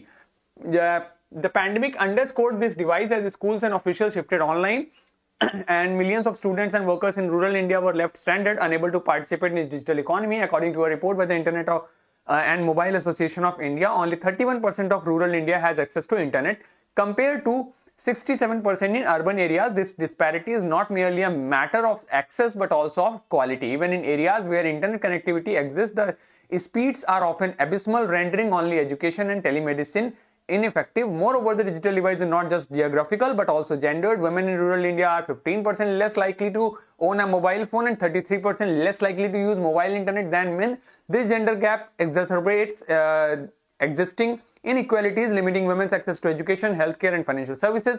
The situation is further complicated by the lack of vernacular content which alienates non-English speakers and those with limited literacy. While the government has launched several schemes to address these issues, their implementation has been lackluster. The BharatNet project aimed at providing broadband connectivity to all Gram Panchayats has missed multiple deadlines and is plagued by inefficiencies. Similarly, the digital literacy mission has failed to reach its target audience, with many rural households remaining unaware of its existence. The private sector too has a role to play. While telecom companies have made strides in expanding 4G networks, their focus remains predominantly urban. The high cost of data and devices further excludes low-income groups from digital ecosystem. Unless these challenges are addressed, India's digital revolution risks becoming a tale of two nations, one racing towards a tech-driven future and the other left behind within the analog age. अगर आप इसको पढ़ेंगे तो पहली बात वो कर रहा है डिजिटल रिवॉल्यूशन के बारे में, इंडिया में जो चल रहा है। ठीक, यहां तक उसने डिजिटल इंडिया के बारे में बताया। फिर उसने कहा हाउएवर ये जो चीज है इसमें अर्बन एरियाज आगे बढ़ रहे हैं बट रूरल एरियाज में चीजें उतना आगे नहीं बढ़ रही हैं। पैंडेमिक में ये चीजें और बढ़ गई, ये गैप और बढ़ गया, जैसे स्कूल और सब ऑनलाइन शिफ्ट हो गए, लेकिन रूरल एरियाज के लोग बहुत पिछड़ गए इसमें, क्योंकि रूरल एरियाज में सिर्फ 31% इंडिया जो है उसको इंटरनेट के एक्सेस है, वाइल 67% जो है अर्बन एरियाज में उन्हें इंटरनेट के एक्सेस है। तो यहाँ पे रूरल और अर्बन की बात करी। फिर थर्ड पैराग्राफ में वो बात कर रहा है वुमेन जेंडर गैप के बारे में कि 33% less likely to use mobile internet than men और 15% less likely to own a mobile phone. तो यहाँ पे वुमेन में जो डिस्पैरिटी है उसके बारे में बताया। फिर चौथे पैराग्राफ में कहता है गवर्नमेंट ने बहुत सारे प्रोजेक्ट्स लॉन्च किए हैं बट दे आर नॉट, उन्होंने बहुत सारी डेडलाइंस छोड़ी हैं। उसके बाद कह रहा है कि प्राइवेट सेक्टर ने भी कोशिश करी है लेकिन प्राइवेट सेक्टर का ज्यादातर फोकस अर्बन एरियाज पे रहता है और कॉस्ट भी बहुत ज्यादा है, जिससे कि ये डिवाइड और ज्यादा बढ़ जा रहा है। क्वेश्चन है, अब इसी से बेस्ड क्वेश्चन आपके बनते हैं। क्वेश्चन है what is the central theme of the passage. Passage की सेंट्रल थीम क्या है? The success of India's digital revolution. क्या पूरे पैराग्राफ में भारत के डिजिटल रिवॉल्यूशन की सफलता पे बात करी गई है? नहीं, तो पहला आंसर नहीं हो सकता। The importance of vernacular content in digital literacy, yes, ये बात लिखी हुई थी। ये बात यहां पर वो कह रहा है कि जो कंटेंट है वो भी वर्नाकुलर लैंग्वेज में नहीं है और जो नॉन इंग्लिश स्पीकर्स हैं उनके लिए बहुत समस्या हो जाती है। लेकिन ये एक मुद्दा था, एक पॉइंट था। क्या पूरे पैराग्राफ की थीम ये है? नहीं, पूरे पैराग्राफ में तो वो डिजिटल डिवाइड की बात कर रहा है, तो ये भी नहीं हो जाएगा। इसी प्रकार ऑप्शन डी में कहता था impact of pandemic on urban area, तो पैंडेमिक के इफेक्ट की बात कर रहा था, पैंडेमिक के इंपैक्ट की बात वो कर रहा है, लेकिन सिर्फ इस पैराग्राफ में, पूरे पैराग्राफ में सिर्फ इसकी बात नहीं हो रही है, हर पैराग्राफ में अलग मुद्दा उठाए, तो ये भी नहीं होगा। The role of the private sector in bridging the digital divide, तो प्राइवेट सेक्टर का रोल उसने डिस्कस किया है, लेकिन लास्ट पैराग्राफ में, पूरे पैराग्राफ में ये बात नहीं हो रही है। तो इन तीनों में ये सेंट्रल थीम नहीं हो सकती। सेंट्रल थीम वो है जो 1 2 3 4 5 पांचों पैराग्राफ्स में वो चीज सिमिलर हो, वो चीज कहीं ना कहीं लिखी गई हो। फिर क्या लिखता है, ऑप्शन है आपका ये भी नहीं होगा, और the challenges and disparities in India's digital transformation. तो बिल्कुल सही बात है, देखो इसमें भी चैलेंजेस और डिस्पैरिटी के बारे में बात हो रही है, इसमें भी उसी के बारे में बात हो रही है, इसमें भी वही बात हो रही है, इसमें भी वही बात हो रही है, और इसमें भी वही बात हो रही है। तो ये पॉइंट जो है वो सेंट्रल थीम हो सकता है, क्योंकि सारे पैराग्राफ्स में इस मुद्दे पर डिस्कशन हो रहा है। ओवरऑल पॉइंट वही मुद्दा यही कहना चाह रहा है, इसलिए जो आंसर हो जाएगा वो हमारा यहां पर बी पार्ट हो जाएगा। ठीक है, क्लियर है? आगे बढ़ते हैं। According to the passage what percentage of rural India has access to the internet. अगर आप लोग इस वीडियो की, इस मॉडल पेपर की पीडीएफ को एक्सेस करना चाहते हैं तो वो एप्लीकेशन के में जो हमारा एक कोर्स है पीएनबी एसओ क्रेडिट ऑफिसर का, उसमें अपडेटेड है, तो वहां से आप देख सकते हो। According to the passage what percentage of rural India has access to the internet. तो रूरल इंडिया के कितने परसेंट को एक्सेस है इंटरनेट की, तो देखते हैं कहां पे लिखा हुआ है। Only 31% of rural India has access to internet, यानी कि रूरल इंडिया के कितने परसेंटेज को एक्सेस है, 31%। इस प्रकार के क्वेश्चन आपके एग्जाम में पूछे जाएंगे, आप लोगों को उनके लिए तैयार रहना है। आगे कहता है आपका what does the passage suggest about the quality of internet connectivity in rural areas. तो क्वालिटी ऑफ इंटरनेट कनेक्टिविटी पे क्या बात कहता है, it is excellent and supports online education. Excellent नहीं है, स्पीड कम आती है। Improving rapidly due to government initiative, government initiative से इंप्रूव नहीं हो रहा है क्योंकि डेडलाइंस मीट हो रही हैं। It is irrelevant to digital divide, नहीं है तो रिलेवेंट तो है ही क्योंकि तब मुद्दा लिखा भी गया है। It is often poor and ineffective for essential services, it is comparable to urban areas. तो क्या कह रहा है कि what does the passage suggest about the quality of rural areas में जो क्वालिटी ऑफ इंटरनेट कनेक्टिविटी है वो कैसी है। देखिए, even in areas where internet connectivity exists, the speeds are often abysmal, rendering online education and telemedicine ineffective। यानी कि internet connectivity जो है वो खराब, इंटरनेट एग्जिस्ट करता है बट स्पीड इतनी खराब है कि उससे एजुकेशन और टेलीमेडिसिन जो है वो इनइफेक्टिव हो जाती है। ठीक है, तो आंसर हो जाएगा हमारा it is often poor and ineffective for essential services. ठीक, आपको इसी प्रकार आंसर क्वेश्चन नंबर 4 कहता है। Alright, let's C question number 4 कहता है which of the following is not mentioned as a factor contributing to the digital divide। Digital divide में जो कंट्रीब्यूट करने वाला फैक्टर है इनमें से कौन सा मेंशन्ड नहीं है। Geographical disparities, gender inequality, lack of vernacular content, high cost of data and devices और over emphasis on urban development. ठीक है, तो डिजिटल डिवाइड में कौन कौन से फैक्टर जो हैं वो इसमें मेंशन्ड हैं। देखिए क्या लिखता है इंडिया आपका, आप इस वाले पैराग्राफ को पढ़ेंगे, the digital divide is not just geographical, not just geographical, यानी कि जियोग्राफिकल है। ठीक है, डिजिटल डिवाइड जो है वो जियोग्राफिकल तो है ही, ठीक है, बट ऑल्सो जेंडर्ड, यानी कि 2 पॉइंट्स तो हमें यहीं पे मिल गए। तो उन्होंने बोला ना कि कौन सा मेंशन नहीं है, तो अगर आप देखो तो 2 चीजें तो आपको यहीं पे मेंशन दिख गई, जेंडर वाला भी मिल गया और ज्योग्राफिकल वाला भी मिल गया। ठीक है, 2 आपको यहीं दिख गए। इसके बाद में आगे कहता है आपका lack of complicated by the lack of vernacular content, तो तीसरा पॉइंट भी आपको मिल गया, वर्नाकुलर कंटेंट भी आपको मिल जाता है। ठीक, 3 पॉइंट हो गए। इसके अलावा आपका आगे कहता है the high cost of data end devices further excludes low income groups, तो हाई कॉस्ट ऑफ जो डेटा है वो भी एक्सक्लूड कर रहा है, यानी कि उसकी वजह से भी आपका डिजिटल डिवाइड क्रिएट हो रहा है। ठीक है, तो ये 4 पॉइंट्स आपको यहां पे क्लियरली दिख जाते हैं। हमने ये 2 देख लिए, वर्नाकुलर कंटेंट भी देख लिया और high cost of device data भी देख लिया। जो over emphasis on urban development है that is not creating the divide, उसकी वजह से रूरल एरिया पीछे रह जा रहा है, वो भी प्राइवेट कंपनीज कर रही हैं और वो उस तरीके से कर रहा है, but that is not a factor which is contributing to the digital divide and that is why the answer will be E here, not these 4। ठीक है, तो आंसर हो जाएगा यहां पर E part, over emphasis on urban development. Clear? चलिए आगे देखते हैं, let's see the question number 5। आगे कहता है which of the following best describes the tone of the passage. तो सेलिब्रेटरी, सेलिब्रेट कर रहा है, क्रिटिकल है, इनडिफरेंट है, सरकास्टिक और ऑप्टिमिस्टिक है। देखो इनडिफरेंट तो नहीं है क्योंकि वो बार बार आलोचना कर रहा है, सरकास्टिक भी नहीं है कि व्यंग्यात्मक टोन उसकी नहीं है, ऑप्टिमिस्टिक आशावादी नहीं है, क्रिटिकल टोन हो जाएगी क्योंकि वो क्या कर रहा है, क्रिटिसाइज कर रहा है उसकी टोन को, मतलब उसके गवर्नमेंट के एफर्ट्स को और चीजों को। Alright, let's see the question number 6। Question number 6 में कह रहा है what is the author's view on the government's efforts to bridge the digital divide. यानी कि ऑथर का व्यू क्या है अबाउट कि गवर्नमेंट के क्या एफर्ट है डिजिटल डिवाइड को ब्रिज करने के लिए। तो देखते हैं गवर्नमेंट की बात कहां पे कर रहा है वो। देखो कह रहा है while the government has launched a scheme to address these issues, their implementation has been lackluster. The BharatNet project aimed at providing broadband connectivity to all gram panchayats has missed multiple deadlines and is plagued by inefficiencies. Similarly, the digital literacy mission has failed to reach target audience.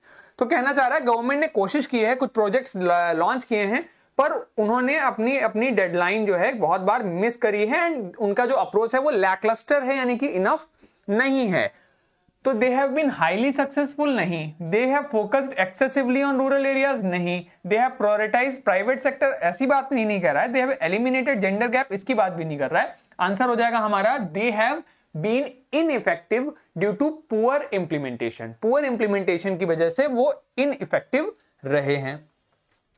Question number 7 कहता है what does the passage imply about the role of private sector in addressing the digital divide. तो private sector का क्या role रहा है, again will refer to the passage, आपको साथ साथ ही दिखेगा एग्जाम में। कह रहा है the private sector too has a role to play while telecom companies have made strides in expanding 4G networks, their focus remains predominantly urban. कि भाई वो अर्बन एरियाज पे ज्यादा फोकस कर रहे हैं।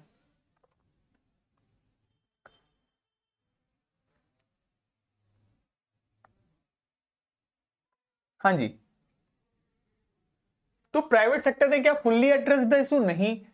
इट हैज नो रोल, ये भी नहीं कह रहा। It has prioritised rural development, नहीं, अर्बन डेवलपमेंट को प्रायोरिटाइज किया है। It has eliminated the cost barriers, नहीं, क्योंकि आगे उसने ये भी कहा है कि महंगा है तो वो लोग खरीद नहीं पाते हैं। It has focused disproportionately on urban areas, यानी अर्बन एरियाज पे डिसप्रपोर्शनेटली फोकस किया है, अर्बन एरियाज पे फोकस ज्यादा रहा है। इसी प्रकार क्वेश्चन नंबर 8 है आपका, कहता है what is the significance of the gender gap in digital access as mentioned in the passage. Gender gap का क्या सिग्निफिकेंस है? It has no impact on overall development, it limits women's access to education, health care and financial services, it is a minor issue, it has been effectively addressed और it is more pronounced in urban areas. तो gender gap वाले point पे क्या कहता है, देखिए paragraph को एक बार फिर से। कह रहा है while the government, यहां पे कहता है moreover digital divide is not geographical but also gendered. Women in rural India are 15% less likely to own a mobile phone and 33% less likely to use mobile internet than men. The gender gap exacerbates existing inequalities, limiting women's access to education, healthcare and financial services. The situation is further complicated by the lack of vernacular content which alienates non-English speakers and those with limited literacy. ठीक है, यानी कि वो कह रहा है कि limiting women's access to education, healthcare and financial services. Again तो आंसर यहां पर हमारा सिंपली क्या हो जाएगा,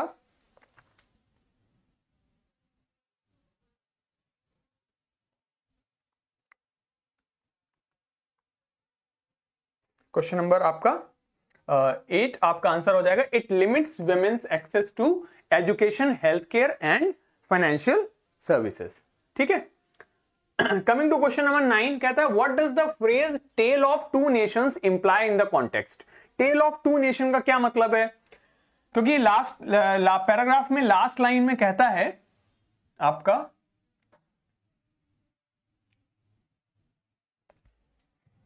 पैराग्राफ में कहता है आपका द प्राइवेट सेक्टर, इसके अलावा यहां पर कह रहा है कि the tale of two nations की बात यहां पे वो कर रहा है। तो टेल ऑफ टू नेशन से इसका मतलब क्या हो जाता है? India's digital revolution risk becoming a tale of two nations, one racing towards a tech-driven future, मतलब one मतलब यहाँ पे अर्बन की बात हो गई, other left behind the analog age, यानी कि जो रूरल एरिया है वो बहुत पीछे छूटता जा रहा है। ठीक है, तो इसको अगर आप देखें तो आंसर इसमें क्या बनेगा हमारा? क्वेश्चन नंबर आपका 9 आंसर हो जाएगा आपका इंडियाज डिजिटल और India's urban and rural areas are equally developed. Equal तो नहीं हो रहा है, डिवाइड हो रहा है, तो दिखा ही रहा है वो। India's digital revolution has benefited everyone equally, again ये बात भी नहीं कहता है। India's digital divide is a myth, ये भी गलत है, मिथ तो नहीं है। ठीक है, India's private sector has failed to contribute to digital growth, private sector fail रहा है, ये भी नहीं पूरी तरीके से बात कर रहा है, क्योंकि अर्बन एरियाज में तो इसने बहुत हेल्प कर रही है।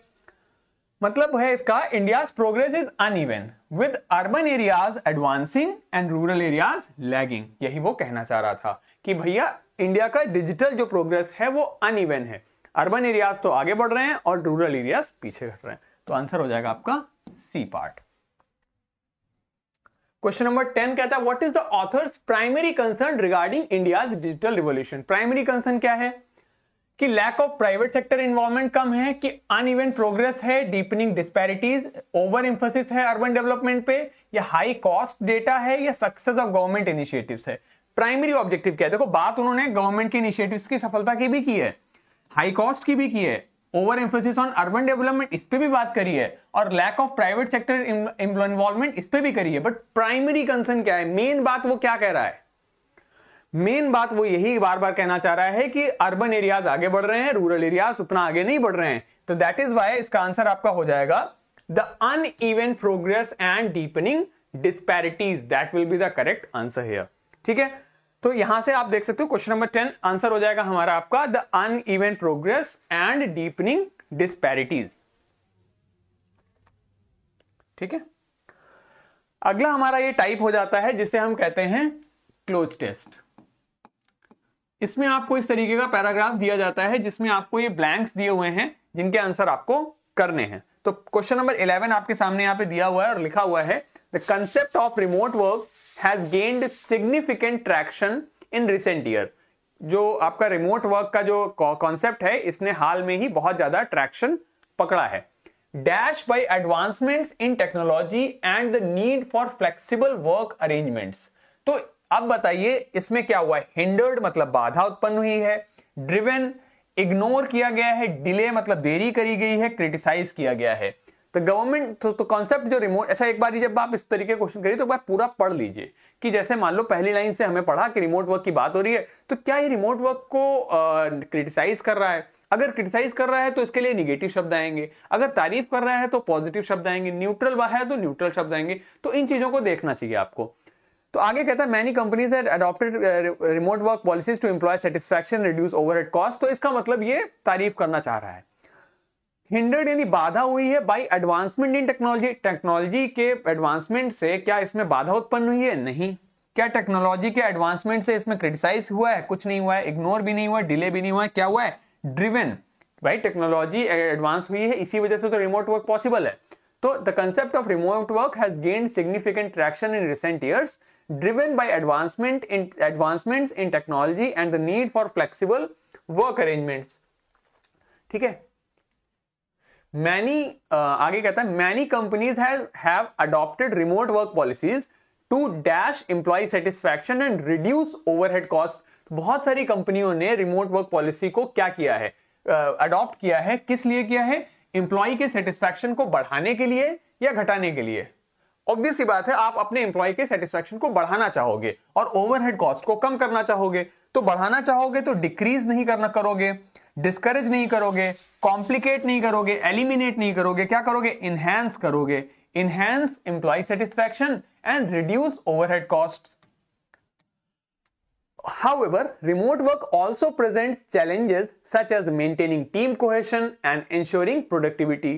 तो यानी यह कह रहा है यद्यपि रिमोट वर्क कुछ चैलेंजेस भी प्रेजेंट करता है, जैसे कि आपके टीम में एक कोहेशन बना रहे और एक प्रोडक्टिविटी नहीं हो पाती है। So to address these issues, organizations are investing in tools and strategies that facilitate communication and collaboration among dash teams। तो इस चीज को एड्रेस करने के लिए ऑर्गेनाइजेशन इन्वेस्ट करते हैं ऐसे टूल्स में और ऐसी स्ट्रेटजीज बनाते हैं जिससे कि कम्युनिकेशन, उनके बीच में कम्युनिकेशन कोलैबोरेशन फैसिलिटेट हो सके, बढ़ सके अमंग डैश टीम्स। अब बताइए, कंपनी बैठी है फॉर एग्जांपल दिल्ली में, ठीक है, और एक बंदा काम कर रहा है कानपुर से, एक टीम काम कर रही है मुंबई से, एक बंदा काम कर रहा है गुवाहाटी से, क्योंकि रिमोट वर्क हो रहा है। तो ये जो टीम्स हैं ये कैसी हैं? ये लोकल टीम है? नहीं। हायरार्किकल टीम है? नहीं। सेंट्रलाइज्ड टीम है? नहीं। स्मॉल टीम है? नहीं। कैसी है? डिस्पर्स्ड टीम है, बिखरी हुई है, छितरी हुई है, फैली हुई है। तो ये क्या है? डिस्पर्स्ड टीम्स को में आपको कम्युनिकेशन बढ़ाने के लिए वो प्रयास करते हैं। Despite the challenges, remote work is likely to remain a dash feature of the modern workplace as it offers benefits for both employers and employees. तो यदि मतलब कह रहा है challenges के बावजूद remote work is likely to remain एक कैसा फीचर रहने वाला है?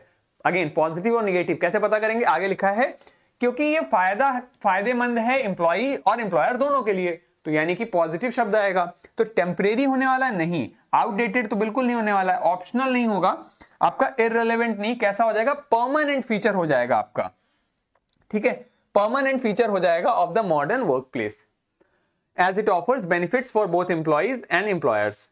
Experts suggest that a hybrid model combining remote and in-office work may be the most dash approach in the long term. तो experts ये कहते हैं कि हाइब्रिड मॉडल चलेगा जिसमें कुछ टीम आपकी इन ऑफिस काम करेगी, कुछ रिमोट वर्क करेगी, वही सबसे ज्यादा मतलब सबसे इफेक्टिव होने वाला है। तो इनइफेक्टिव नहीं होने वाला है, पॉजिटिव शब्द आएगा।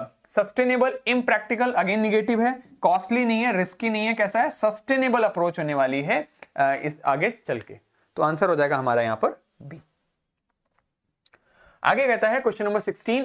अब देखिए ये आपके कुछ क्वेश्चंस होते हैं जो एरर डिटेक्शन के होते हैं, जिसमें आपको ग्रामर बेस्ड एरर आंसर करना होता है, ग्रामर से आपको आंसर निकालना होगा। क्वेश्चन लिखा हुआ है despite of the heavy rainfall the cricket match continued as scheduled and the players manage to put up an impressive performance. इसमें आपको ग्रामेटिकल एरर निकालनी है, पार्ट्स आपके सामने लिखे हुए हैं। तो इन सभी तरीके के जितने भी क्वेश्चंस हम देख रहे हैं, चाहे वो रीडिंग कॉम्प्रिहेंशन हो, क्लोज टेस्ट हो, एरर डिटेक्शन हो, आगे एरर करेक्शन होगा, ये सभी का जो आपको जो भी इसके लिए इंपॉर्टेंट मटेरियल है, जो भी इंपॉर्टेंट कॉन्सेप्ट्स हैं, वो सारे के सारे जो हमारा कोर्स है आपका पीएनबी एसओ क्रेडिट ऑफिसर का, आपको हमारे एप्लीकेशन पे वो आपको मिल जाएगा। और उसमें सारी चीजें हमने आपको अच्छे से बताई हुई हैं, शॉर्ट में बताई, सो दैट आपके एग्जाम के लिए जितना जरूरी है वो आपको मिल जाए। तो जिस तरीके के भी कॉन्सेप्ट आप यहाँ देख रहे हो, सारी चीजें वहां डिस्कस्ड हैं। अब इसमें क्वेश्चन में क्या लिखा हुआ है? Despite of. ध्यान दीजिए, डिस्पाइट के साथ में कभी भी ऑफ नहीं लगता, डिस्पाइट के साथ ऑफ का प्रयोग नहीं होता है, ठीक है। किसके साथ प्रयोग होता है? In spite of. इंस्पाइट ऑफ होता है which is equivalent to despite. Instead भी इंस्टेड ऑफ हो सकता है, ये दोनों सही हैं, लेकिन डिस्पाइट के साथ ऑफ का प्रयोग नहीं होता। तो आंसर हो जाएगा ए पार्ट, डिस्पाइट ऑफ जो है यहां पे ऑफ का यूज गलत है। आगे कहता है the committee along with its chairman have decided to postpone the meeting until next week due to the unavailability of key members. What is the answer to this question? ध्यान दीजिए, देखो concept होता है हमारा सब्जेक्ट, उसके बाद अगर हमने लिखा प्रीपोजिशन, उसके बाद हमने यदि कोई भी शब्द लिखा है तो प्रीपोजिशन के बाद आने वाला शब्द हमेशा ऑब्जेक्टिव केस में होता है। ये सारे कंसेप्ट हमने कोर्स में कराए हुए हैं, ठीक। अब चूंकि ये ऑब्जेक्टिव केस में होता है तो ये हो जाता है प्रीपोजिशन का object, object of preposition. Hence subject होता है हमारा इसके लिखा पहले लिखा शब्द, और हेल्पिंग वर्ब जो होती है वो इसके अकॉर्डिंग ही लगती है। यहां पर लिखा हुआ है हमने अलोंग विद, सब्जेक्ट है हमारा कमिटी, कमिटी है हमारा सिंगुलर, ठीक। तो इसके लिए और इसीलिए आपने यहां सिंगुलर प्रोनाउन यूज किया है, सिंगुलर पॉजेसिव एडजेक्टिव यूज किया, तो इसलिए यहां हैव नहीं, क्या आएगा? Has. The committee along with its chairman has decided to postpone the meeting until next week. तो एरर जो हो जाएगा वो हो जाएगा आपका बी पार्ट में, यहां हैव नहीं आएगा। एक बात और आप देख लीजिए, यहां पर हमने टर्म यूज किया है, हमने आपका कलेक्टिव नाउन यूज किया है कमिटी। कमिटी जो होता है आपका दो तरीके से यूज हो सकता है। कमिटी आपका सिंगुलर की तरह ट्रीट हो सकता है, कमिटी आपका प्लूरल की तरह ट्रीट होगा। जब आप इसे यूनाइटेड सेंस में यूज करेंगे तब ये कमिटी सिंगुलर की तरह ट्रीट होगा। जब आप इसे डिवाइडेड सेंस में यूज करेंगे तब ये प्लूरल होगा। डिवाइडेड और यूनाइटेड क्या है? For example, the committee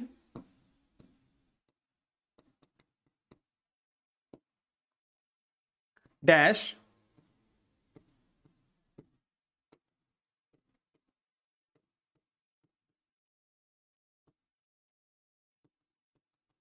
the committee dash unanimous on the decision.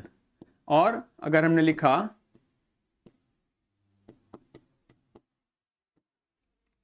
Divided on the issue, तो ये दोनों अलग अलग बातें हो गई।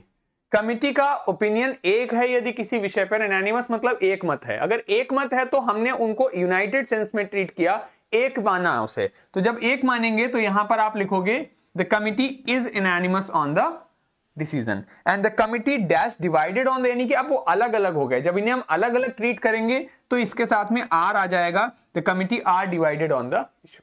ठीक है, तो ये कलेक्टिव नाउन का इंपॉर्टेंट कंसेप्ट है। आगे बढ़ते हैं।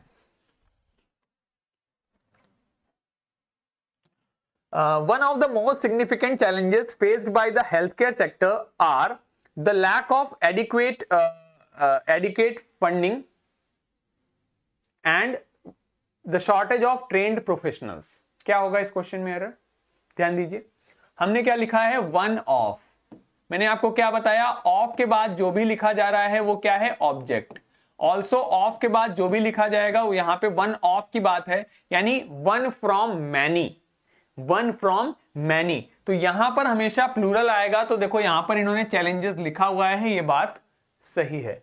लेकिन हमारा सब्जेक्ट प्रीपोजिशन से पहले वाला होता है और ये है आपका one which is singular, hence it will use singular helping verb. तो यहां पर आपका चूंकि ये सब्जेक्ट सिंगुलर है हमारा और ये सिंगुलर हेल्पिंग वर्ब यूज करेगा, तो इसलिए यहां पर आर की जगह क्या आ जाएगा? इज आ जाएगा। One of the most significant challenges faced by the health care sector, are की जगह आ जाएगा is the lack of adequate funding and the shortage of trained professional. Clear है यहां तक की बात? तो आंसर हो जाएगा हमारा यहां पर आर द लैक ऑफ की जगह हो जाएगा इज द लैक ऑफ। ठीक है, क्लियर? यहां तक की बात सभी को समझ में आ रही है? चलिए आगे बढ़ते हैं। Let's see the next question. The new policy which aims to reduce carbon emissions by promoting the use of renewable energy have been widely applauded by environmentalists। What will be the answer to this question? Subject देखिए, लिखा हुआ है the new policy which aims to reduce carbon emissions by promoting the use of renewable energy, फिर आपने लिखा have been। ये have किसके लिए लिख रहे हो? New policy. न्यू पॉलिसी कैसा है? सिंगुलर है। तो ये जब सिंगुलर है तो हैव की जगह यहां क्या आ जाएगा? Has been widely applauded. तो यहां पर जो आंसर हो जाएगा वो हो जाएगा डी पार्ट में, that is has been widely applauded. Question number 20 कहता है, although the project was completed on time, the quality of the work left much to be desired and the client expressed their dissatisfaction in no certain terms. क्या होगा answer?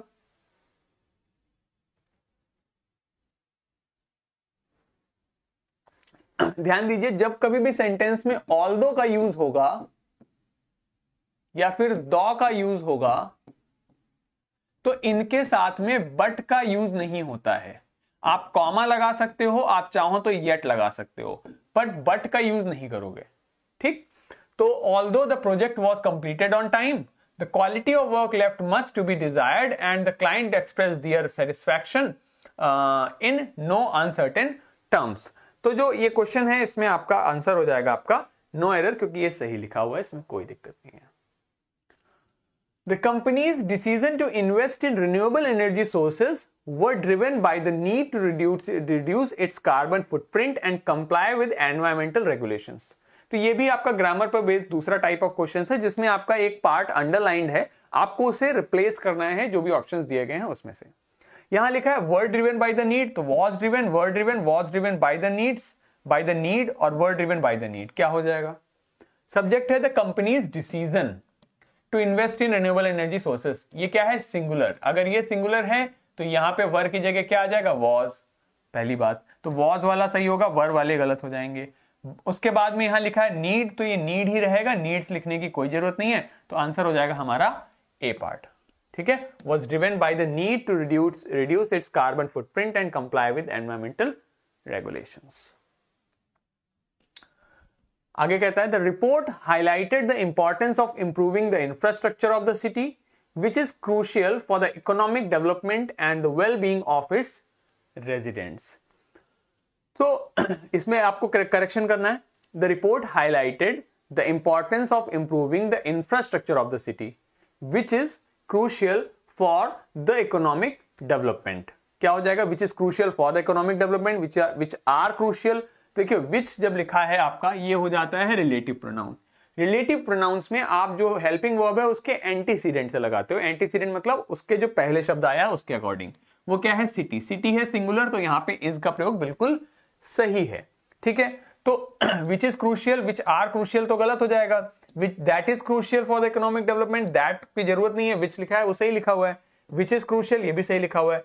अब कहां पर, अब इन दोनों में क्या डिफरेंस है? यहां पे आर्टिकल द लगा है, यहां पर आर्टिकल द नहीं लगा है। तो क्या किसी पर्टिकुलर इकोनॉमिक डेवलपमेंट की बात कर रहे हैं? नहीं, तो इसलिए यहां पर आर्टिकल द की आवश्यकता नहीं है। आंसर हो जाएगा आपका यहां पर D part, which is crucial for economic development. For the economic development नहीं, फॉर इकोनॉमिक डेवलपमेंट हो जाएगा, क्योंकि आर्टिकल द का प्रयोग हम किसी स्पेसिफिक चीज को बताने के लिए करते हैं। Despite having a busy schedule, she manages to find time for her hobbies such as painting, reading and to play the piano. अब आपको इसे रिप्लेस करना है। such as painting, reading and to play the piano, such as painting, reading and playing the piano, such as to paint, to read and to play, such as painting, reading and play the piano. बात simple सी ये है, such as के बाद यहां इन्होंने जीरेंड लिखा painting, फिर लिखा जीरेंड पेंटिंग, तो एंड के बाद भी सिमिलर फॉर्मेट आप यूज करोगे प्लेइंग। आपको यहां इंफिनिटिव यूज करने की जरूरत नहीं है। ये क्या होते हैं? नॉन फाइनाइट वर्ब्स होते हैं, कोर्स में हमने सब पढ़ाया हुआ है। तो such as painting, reading and to play नहीं होगा, सच एज ये नहीं होगा, ये भी नहीं होगा, आंसर हो जाएगा B part, such as painting, reading and playing the piano. आप similar type of verbs use करोगे यहां पे। इसके अलावा ये एक और टाइप ऑफ क्वेश्चंस बनता है जिन्हें हम कहते हैं पैराजम्बल्स, जिसमें आपका एक पैराग्राफ दिया गया है और आपको इन सेंटेंसेस को अरेंज करना है इन अ पर्टिकुलर ऑर्डर। ये कई तरीके से पूछा जा सकता है, जिसमें आपको which will be the first sentence, which will be the second sentence. Bank में वैसे ज्यादातर वैसे पूछते हैं, पर चूंकि सिर्फ 25 क्वेश्चंस हैं तो वो हो सकता है अगर वैसे पूछेंगे तो फिर 5 सवाल एक ही चीज से बन जाएंगे। ठीक है, तो इसलिए हमने इस तरीके वाले पैटर्न को देखा है। Let's see the answer question here. एक बार आप लोग वीडियो को पॉज करके अटेम्प्ट कर सकते हैं। इसे लिखा है, however the lack of proper India's space program has achieved significant milestone in recent years. Despite these challenges, the country has successfully launched missions to the moon and Mars. The government has announced plans to increase investment in the sector to address these issues. ठीक है, these achievements have positioned India as a key player in the global space industry. जो जो चीजें मैंने highlight की हैं इन पे ध्यान दीजिए। हमने बार बार देखा these या फिर दोज, तो जितने भी आपके डिस्ट्रीब्यूटिव प्रोनाउंस होते हैं, या सॉरी डिस्ट्रीब्यूटिव कह रहा हूं, demonstrative pronounce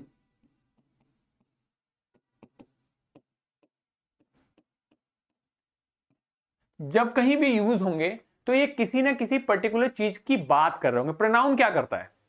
Pronoun is a word which is used to replace a noun to reduce its repetition. Noun के repetition को बचाने के लिए हम pronoun यूज करते हैं। ठीक, तो जब भी आपको ये दिखे आप पूछो ये किसके लिए, किसकी बात कर रहे हो, किसकी बात कर रहे हो? These achievements, कौन सी अचीवमेंट? अचीवमेंट क्या है? इंडिया का space program has achieved significant milestones in recent years, यानी कि पहले बी आएगा उसके बाद ही ई आ सकता है। के बावजूद, डिस्पाइट मतलब के बावजूद, दीज चैलेंजेस, कहां पे दिए हैं चैलेंजेस? चैलेंजेस दिए हैं lack of proper infrastructure and funding has hindered its growth. यानी कि सी जो है वो ए के बाद ही आएगा, ठीक। It's, again personal pronoun use हुआ, इट किसकी बात कर रहा है, किसकी ग्रोथ? इंडिया के स्पेस प्रोग्राम की ग्रोथ, यानी कि बी जो है वो ए के पहले आएगा। द गवर्नमेंट, कौन सी गवर्नमेंट? भारत की गवर्नमेंट, तो वो भी बी के बाद, यानी कि बी सबसे पहले आ जाएगा, ठीक है। कौन से इश्यूज को एड्रेस करने के लिए गवर्नमेंट ने प्लान अनाउंस किया है? इश्यूज हमने ए में बात करी, तो उसके बाद आ जाएगा, यानी कि ए के बाद आ जाएगा आपका डी भी आ सकता है, ए के बाद सी भी आ सकता है। जब हम पूरा सेंटेंस देखेंगे तो आ जाएगा। और achievements have position, these achievements have positioned India as a key player in the global space industry. तो क्या हमने क्या अचीवमेंट करी है?